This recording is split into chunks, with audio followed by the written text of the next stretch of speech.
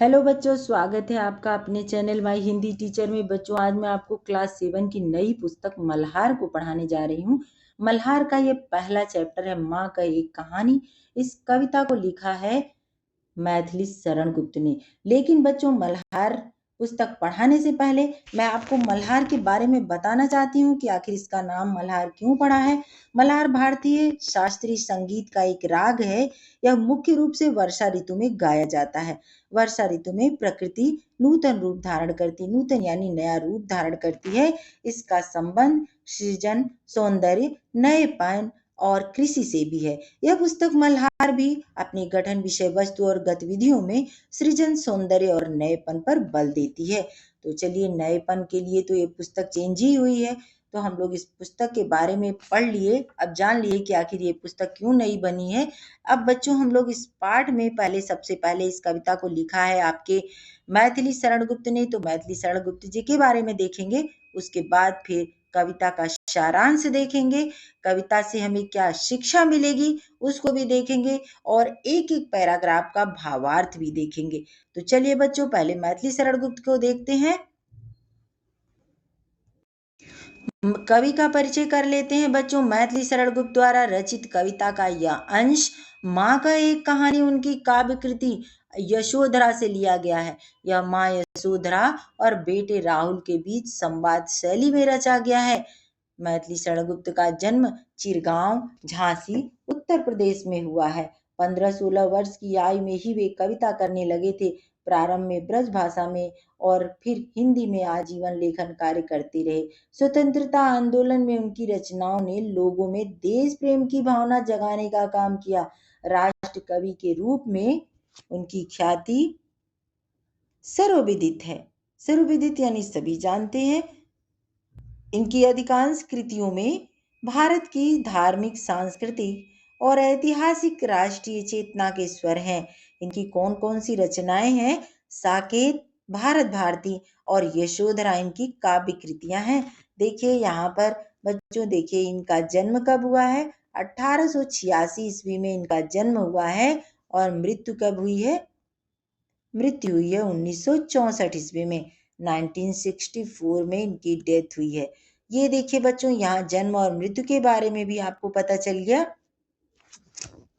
अब चलिए इस पाठ का सारांश देख लेते हैं बच्चों। माँ का एक कहानी, आखिर ये कौन अपनी माँ से कहानी कहने के लिए कहता है? ये जो इतने सारे चित्र बने हुए हैं इस कहानी में, ये कह क्या रहे हैं? इससे हमें क्या शिक्षा मिलती है? ये कौन माँ है और कौन बेटे हैं?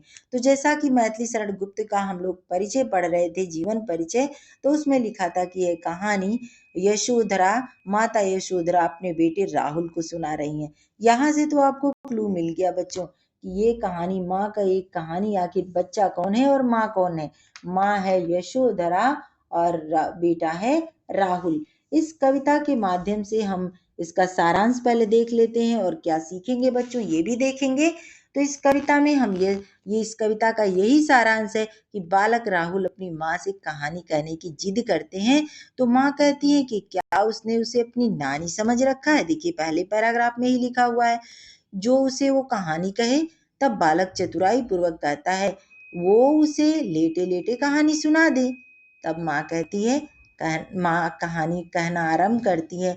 बालक खुश होकर अपनी माँ से कहता, हाँ यही कहानी सुनाओ। अब माँ कौन सी कहानी सुनाती है बच्चों, इसको भी आपको बता देती हूँ। इस कविता में गौतम बुद्ध की पत्नी अपने पुत्र यानी राहुल को अपने पति के बचपन, ये कौन है उनका पति? गौतम बुद्ध के बचपन की घटना सुना रही हैं कि कैसे उन्होंने शिकारी से एक पक्षी को बचाया था।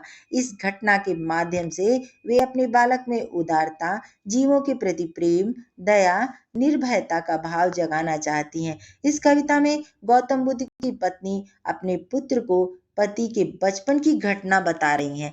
तो वही बच्चा भी सीखेगा। बच्चे को अच्छी अच्छी बात इसीलिए माँ बताती है कि बच्चा सीख करके अच्छा बनेगा और विचारशील बनेगा, दयावान बनेगा, और वह भी निष्पक्ष स्वभाव वाला होगा।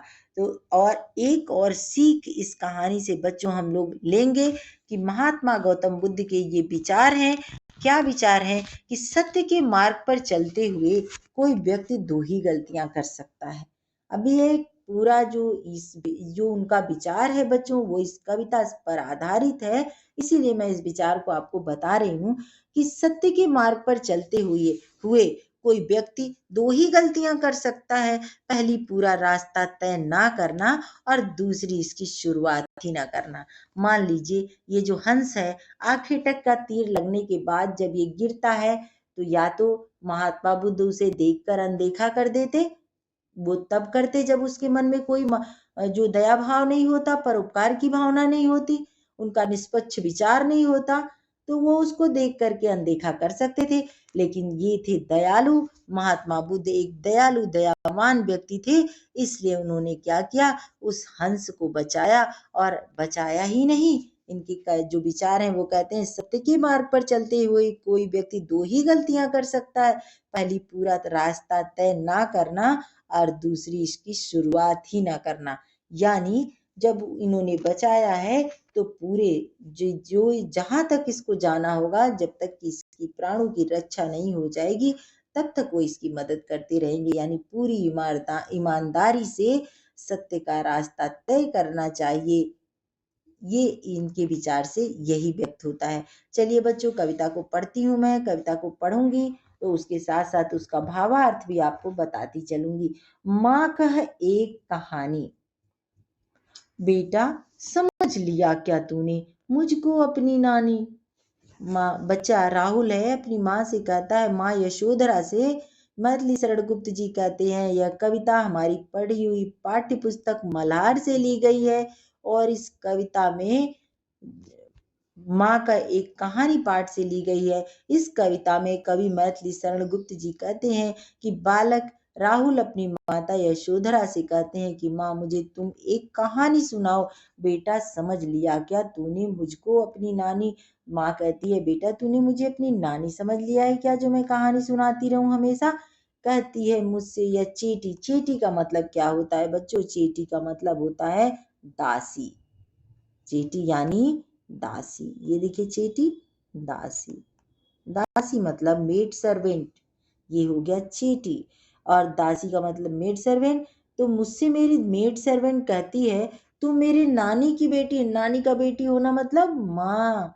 कह माँ, कह लेटी ही लेटी। माँ, मुझे लेटे ही लेटे कहानी सुनाओ ना। ये देखिए, यहाँ पर विस्मय आदि बोधक का चिन्ह है। यहाँ पर पंक्चुएशन का भी अच्छा खासा प्रयोग हुआ है। यहाँ पर कॉमा है, अल्प विराम जिसको कहते हैं, थोड़ी थोड़ी देर पर रुकना होता है।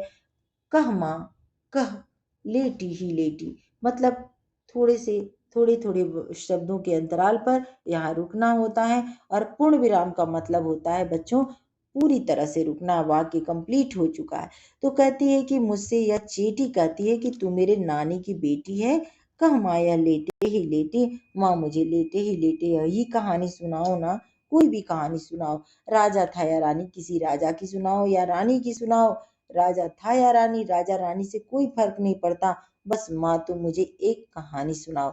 यहाँ पर देखिए, पूर्ण विराम का प्रयोग हुआ है। पूर्ण विराम का प्रयोग हुआ। यहाँ देखिए, डबल इन्वर्टेड कॉमा का यहीं पर प्रयोग हुआ है। यहाँ पर सिंगल इन्वर्टेड कॉमा का प्रयोग हुआ है। यहाँ देखिए, डबल इन्वर्टेड कॉमा का प्रयोग है।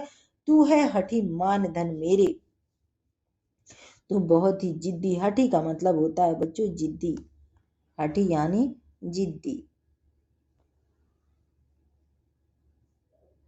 माँ अपने बच्चे से बहुत प्यार करती है, कहती है, बेटा तू बहुत जिद्दी है, तू नहीं मानने वाला है। तू है हठी मान धन मेरे, सुन उपवन में बड़े सवेरे, तात भ्रमण करते थे तेरे। माँ कहती है कि जो तुम्हारे तात हैं, तुम्हारे पिता हैं, वह क्या करते थे? भ्रमण करते थे। कहाँ भ्रमण करते थे? बागीचे में। बागीचे में भ्रमण करने के लिए जाते थे। तो क्या करते थे? सैर करते थे। भ्रमण करना यानी सैर करना। ये देखिए, भ्रमण, उपवन मतलब होता है बच्चों बागीचा, और भ्रमण मतलब होता है सैर। कौन सी सैर? मतलब वॉकिंग। आप भी वॉकिंग करते होंगे। तो तुम्हारे पिता जब छोटे थे तो अपने उपवन में यानी अपने बागीचे में वह भ्रमण कर रहे थे, टहल रहे थे। तात का अर्थ होता है बच्चों पिता। एक एक शब्द को बताती चलूंगी, लंबा वीडियो होगा तो घबराइएगा नहीं।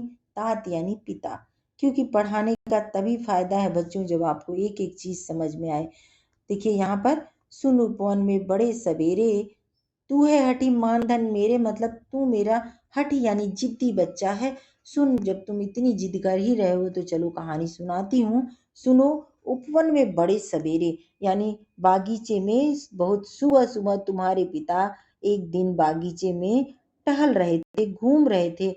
वहां तात भ्रमण करते थे, तेरे तुम्हारे पिता वहां पर भ्रमण कर रहे थे, सैर कर रहे थे, वह घूम रहे थे। घूमते घूमते उन्होंने क्या देखा, जहां सुरभि मनमानी, जहां सुरभि मनमानी और वहां फूलों की सुगंध चारों ओर फैल रही थी। वहां चारों तरफ फूल खुशबू फैला रहे थे। इतना, हाँ माँ यही कहानी। इतना सुनकर राहुल कह उठता है कि हाँ माँ, मुझे यही कहानी सुनाओ। वर्ण वर्ण के फूल खिले थे, झलमल कर हिम बिंदु झिले थे, हल्के झोंके हिले मिले थे। वर्ण वर्ण मतलब होता है बच्चों अनेकों रंग के। वर्ण वर्ण अनेकों रंग के, रंग बिरंगे भी आप कह सकते हैं। मैं रंग बिरंगे लिख देती हूँ। अनेकों रंग के भी लिख देती हूँ। अनेकों रंग के यानी रंग बिरंगे, ढेर सारे रंग के फूल खिले थे। फूल का अर्थ होता है बच्चों पुष्प। बहुत सारा होता है, फूल, कुसुम, सुमन, पुष्प। झलमल कर हिम बिंदु, हिम बिंदु मतलब ओस की बूंदे, ओस की बूंदे। ब में बड़ा ऊ, दे बिंदी, चंद्र बिंदु, ओस की बूंदे। वहां पर ओस की बूंदें गिरी हुई थीं। झलमल कर हिम बिंदु झिले थे, हल्के झोंके हिले मिले थे। हवा के ढेर से रंग बिरंगे फूल खिले हुए थे और ओस की बूंदें गिरी हुई थी। सुनहरी सुनहरी बूंदें झलमला रही थी, अच्छी दिख रही थी ओस की बूंदें। हल्के झोंके हिले मिले थे और हवा के हल्के हल्के झोंके चल रहे थे। सुगंधित हवा चल रही थी चारों तरफ। और क्या हो रहा था, हवा के हल्के हल्के झोंके जब चल रहे थे, लहराता था पानी, लहराता था पानी। हाँ हाँ यही कहानी, यानी पानी जो तालाब में था और लहरा रहा था, लहलहा रहा था। हाँ हाँ माँ यही कहानी सुनाओ, कहते हैं राहुल अपनी माँ यशोधरा से। हाँ माँ मुझे यही कहानी सुनाओ। अब अगला है बच्चों, गाते थे कल खग कल कल स्वर से, सहसा एक हंस ऊपर से गिरा विद्ध होकर खर सर से। जो जो पक्षी था वह बिंद यानी तीर में फंस करके, कैसे तीर लगा उसको, वो फंस करके नुकीले तीर से घायल होकर के अचानक नीचे गिर गया और उसके पंख घायल हो गए। तो देखिए यहाँ खग का अर्थ है बच्चों, खग यानी पक्षी। पक्षी कल कल स्वर से गीत गाते थे खग कल कल स्वर से। जहां सुगंधित हवा चल रही थी, रंग बिरंगे फूल खिले थे, वहां पर जो पक्षी थे, जो चिड़िया थी, वो सब कल कल करके गाना गा रहे थे। सहसा, सहसा यानी अचानक, सहसा यानी अचानक, सडनली। अचानक एक हंस ऊपर से नीचे गिरता है। कहाँ गिरता है, उसी बागीचे में, उसी उद्यान में गिरा। गिरा बिद्ध होकर, बिद्ध मतलब तीर से बिंध कर, तीर से, नुकीले तीर थे उसे वो बिंध गया था। बंध कर आप कह सकते हैं, बंध कर। तीर लग गया था उसको, बाण लग गया था। जब शिकारी ने उसको बाण मारा था तो वह लग गया था। और सहसा एक हंस ऊपर से गिरा बिंद होकर खर सर से। अब देखिए यहाँ पर सर का मतलब होता है बाण। नुकीले, नुकीले वाण। वाण मतलब जो तीर होता है उसको वाण कहते हैं बच्चों। तीर धनुष होता है तो उसको वाण कहते हैं। तो नुकीले तीर से, नुकीले वाण से बिध करके, बिध मतलब लगा हुआ, नुकीले उसके तीर से उसको चोट लग गई और उसी में फंस करके एक हंस ऊपर से नीचे गिरा। हुई पक्ष की हानि। ऊपर से जब वह नीचे गिरा तो उसका पक्ष यानी पंख, पक्ष यानी बच्चों पंख, पंख की हानि, पंख घायल। हानि मतलब उसके पंख घायल हो गए, चोटिल हो गए, वो बहुत दुखी हो गया, उसके पंख घायल हो गए। अब क्या होता है, करुणा भरी कहानी। करुणा मतलब होता है दुख, दुख भरी ये कहानी है। कैसी कहानी है, दुख भरी, क्योंकि जब तुम्हारे पिता टहल रहे थे, हवा चल रही थी, पक्षी गीत गा रहे थे, अचानक एक ऊपर से पक्षी नीचे हंस गिरता है और वह तीर से घायल है, शिकारी के तीर से वह घायल हुआ है, उसके पक्ष की हानि हुई, यानी उसके पंखों को चोट लग गई, पंख छत बिछत हो चुके हैं। यह कहानी बड़ी ही दर्दनाक है, करुणा भरी कहानी। चौंक उन्होंने उसे उठाया, चौंक करके मतलब हैरान होकर के उन्होंने उसे जल्दी से उठाया, नया जन्म सा उसने पाया। जैसे ही तुम्हारे पिता ने उसे उठाया, चौंक करके यानी हैरान। अरे कोई भी अब आज ऊपर से नीचे कोई चीज गिरेगा तो आदमी हैरान, अरे क्या गिरा, हैरान होकर उन्होंने उसे उठाया। जैसे ही उन्होंने उसे उठाया, नया जन्म सा उसने पाया। उसे ऐसा लगा जैसे नया जन्म पा गया, क्योंकि जिस आखेटक ने, जिस शिकारी ने उसको मारा था, उससे मारने वाला है भगवान, बचाने वाला है भगवान। तो बचाने वाला ने उसको उठा लिया। मारने वाले ने तो उसको मार दिया, लेकिन बचाने वाले ने उसको उठा लिया है। वो बहुत खुश हो गया कि चलो किसी तरह से कोई तो ऐसा है जो मुझे बचाएगा। इतने में आखेटक आया। आखेटक मतलब बहेलिया, आखेटक मतलब शिकारी, बहेलिया भी होता है बच्चों, शिकारी। आखेटक आ गया वहां पर शिकारी।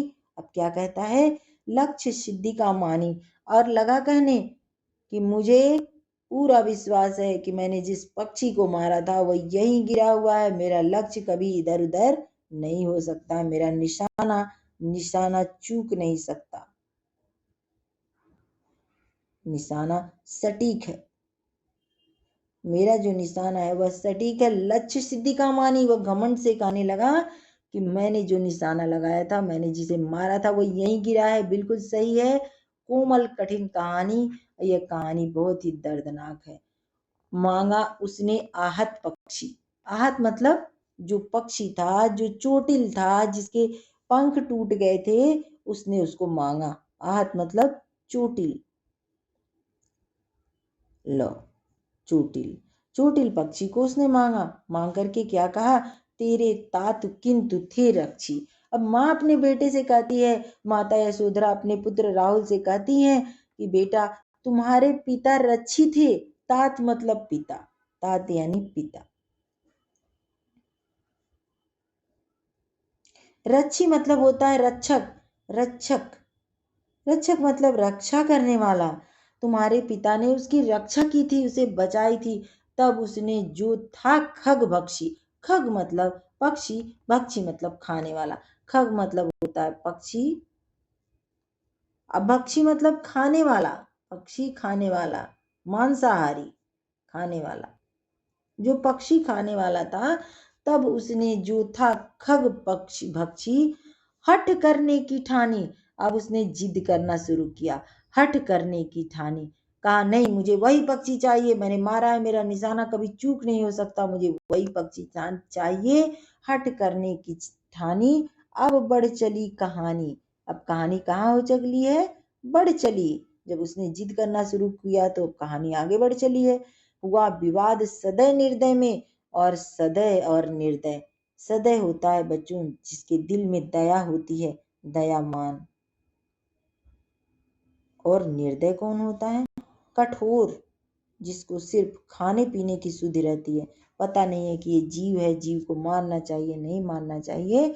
तो हुआ विवाद सदय निर्दय में, सदय मतलब दयालु में, और निर्दय मतलब निर्दय में, जो कठोर था, दोनों में लड़ाई, विवाद हो गया। विवाद मतलब होता है कहा सुनी। अभय उभय आग्रही थे स्व विषय में, दोनों जो थे अपने अपने विषय में आग्रही थे। क्या आग्रही थे, स्व मतलब अपने, विषय मतलब विषय में, कि एक दयावान था, एक निर्दयी कठोर था। उभय मतलब होता है बच्चों दोनों, दोनों, दोनों आग्रही थे स्व विषय, अपने विषय में, मतलब अपने विषय मतलब क्या, सब्जेक्ट वाला विषय नहीं, उनका विषय ये था, एक ने मारा था, एक ने बचाया था, और दोनों आग्रही थे, दोनों उसको पाना चाहते थे। आग्रही मतलब पाना, आग्रही, एक बचाने के लिए पाना चाहता था, एक खाने के लिए पाना चाहता था, तो दोनों उसको पाना चाहते थे। आग्रही मतलब ग्रहण करना।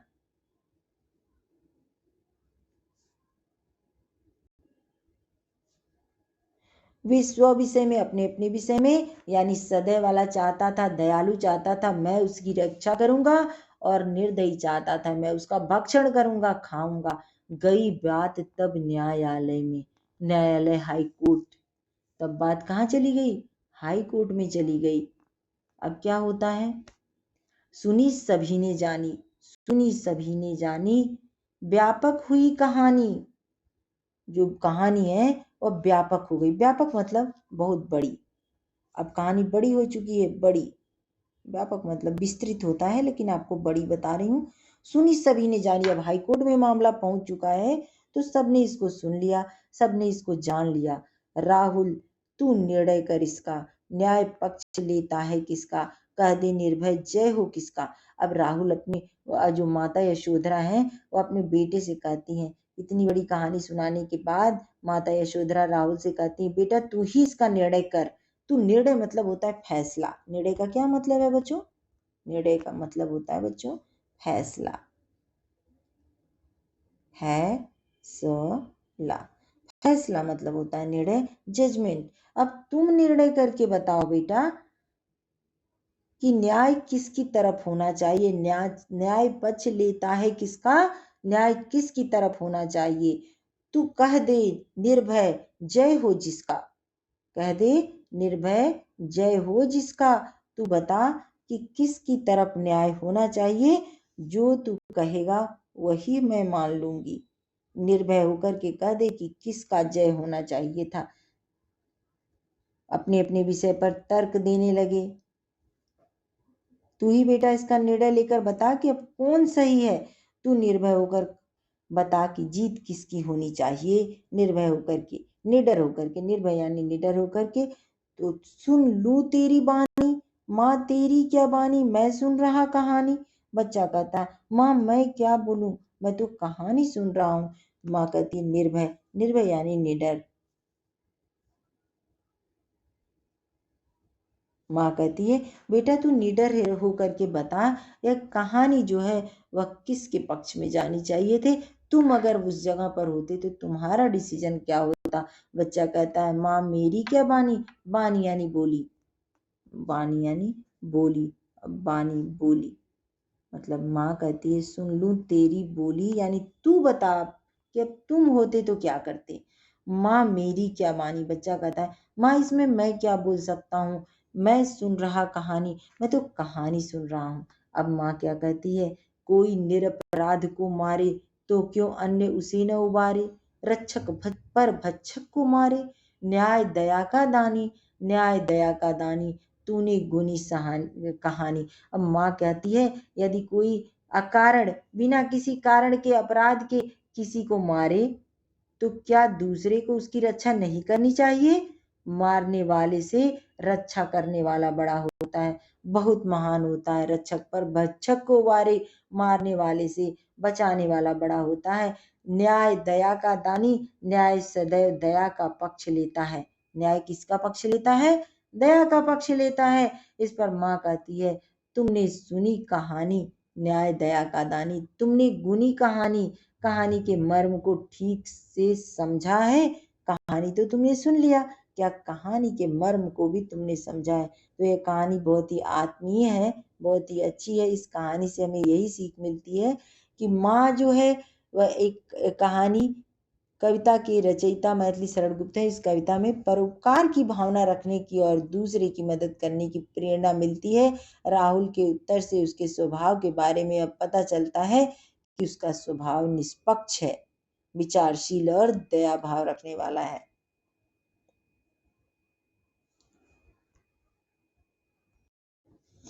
चलिए बच्चों, अब इस कहानी को मैं आपको यहीं पर ख़त्म करती हूँ, और इसके बाद मैं आपको, यहाँ तक ये कविता पूरी कंप्लीट हो गई, इसका भावार्थ कंप्लीट हो गया, कवि का परिचय भी कंप्लीट हो गया। तो बच्चों आपको मैं अगले चैप्टर में, अगले वीडियो में आपके लिए इस कहानी में जो भी ये प्रश्नोत्तर है ये सबको बताऊंगी, क्योंकि ये वीडियो बहुत ही बड़ा हो जा रहा है।